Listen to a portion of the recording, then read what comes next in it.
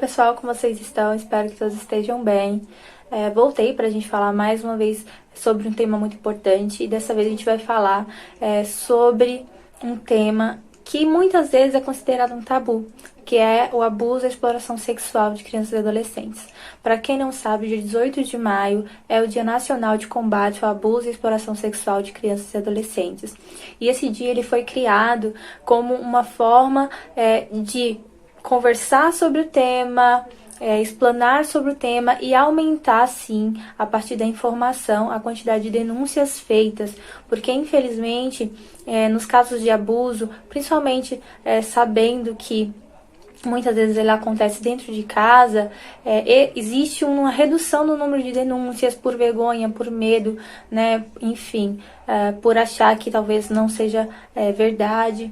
E essas denúncias são reduzidas, e esse dia aí de combate veio como uma forma de poder falar mais sobre o assunto, mostrar o quão importante é fazer a denúncia em casos de abuso, tá? Antes de tudo, a gente tem que entender que o abusador, né, o agressor, normalmente, quando acontece com crianças e adolescentes, né, pessoas com menos de 18 anos, ele é normalmente conhecido da família ou da vítima, alguém que a vítima confia, que a família confia, ou no mínimo um conhecido como um vizinho, o dono de um comércio que a família frequenta, esse tipo de proximidade, tá? Então, o primeiro tabu que a gente tem que quebrar, a gente tem que falar é que isso sim pode acontecer dentro de casa, pode acontecer com pessoas que você confia, e por isso muitas vezes é difícil a gente identificar se a gente não estiver atento, né, aos movimentos que acontecem ao nosso redor e ao redor da nossa criança, do nosso adolescente, tá? Pode acontecer com pessoas completamente estranhas? Pode, mas a grande maioria acontece com pessoas conhecidas da família, tá? Além disso, a gente precisa entender as consequências de um abuso sexual durante a infância e durante a adolescência, né? Uma criança, um adolescente abusado, ele vai sofrer algumas sequelas dessa violência, tá? Ele vai poder desenvolver problemas de relacionamento, problemas de comportamento, abuso e uso de drogas ou medicamentos, né? E ter atitudes agressivas, depressão, enfim, vários quadros desse modelo.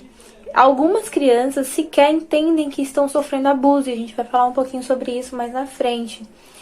Mas quando elas vêm a entender, às vezes na vida adulta, então criança que passou por um abuso quando mais jovem, ela vem entender que aquilo que ela sofreu era um abuso, mais pra frente, ela pode desenvolver ainda assim medos, uma culpa muito grande, achar que a responsabilidade é dela, né?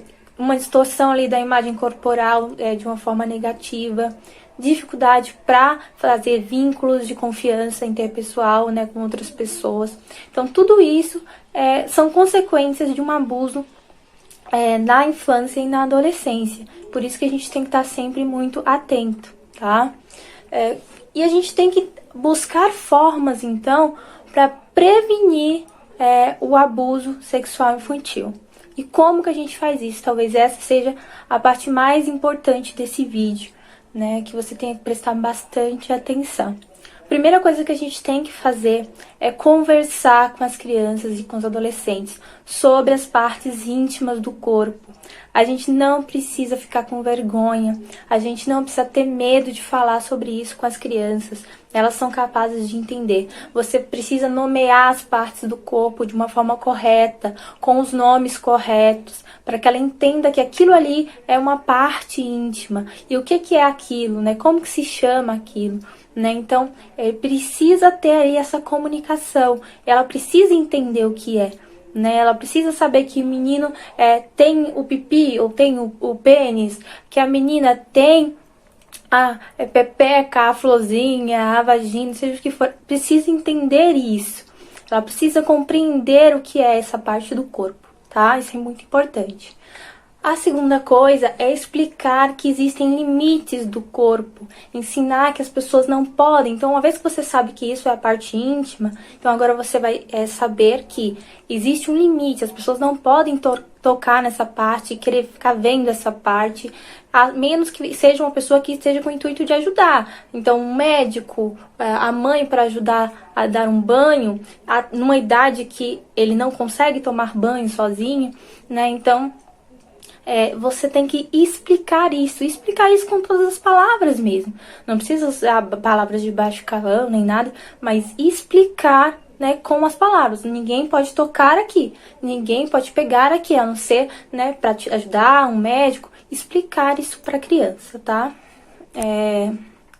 Outra coisa que a gente tem que fazer é incentivar a criança a conversar com você, né? Então, incentive o seu filho, o seu protegido, a criança que está sob a sua proteção, que ela pode contar para você coisas relacionadas ao corpo, coisas relacionadas aos sentimentos, e que você não vai julgá-la por isso, e que você não vai deixar de amá-la por isso. Ela precisa entender o quão importante é falar sobre isso pra você, e ela entender mais ainda que você a ama e que você não vai julgar. Assim ela vai ter liberdade para poder falar pra você caso alguém se aproxime de uma forma errada, caso ela se sinta de uma forma com outra pessoa que ela não goste. Então ela precisa ter essa liberdade, tá?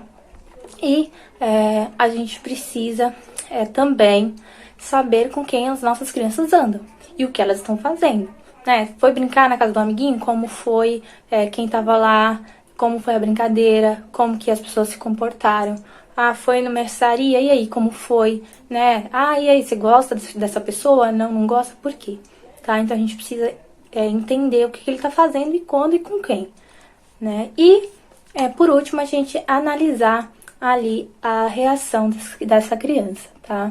É muito importante a gente perceber quando ela não gosta de alguém que tá próximo, que ela tecnicamente deveria desenvolver afeto, mas ela não gosta.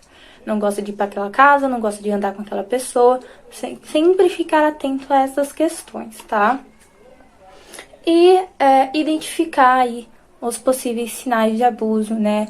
Sinais físicos, roxos, alterações de comportamento, alterações de humor, ansiedade, dor de cabeça, rebeldia, muita raiva, ficar introspectivo, ficar muito triste, ter pesadelos, começar a voltar a fazer xixi na cama, né? Comportamento de voltar a chupar dedo, esse tipo de regressão, tá? É comum, é uma forma natural de expressão de criança que vem sendo abusada. Não quer dizer que se a pessoa voltou a chupar dedo, ela está sendo abusada. Não, mas é uma das características e precisa ser investigado para ver se não tem algo mais ali, tá? Então, acho que essas foram as dicas.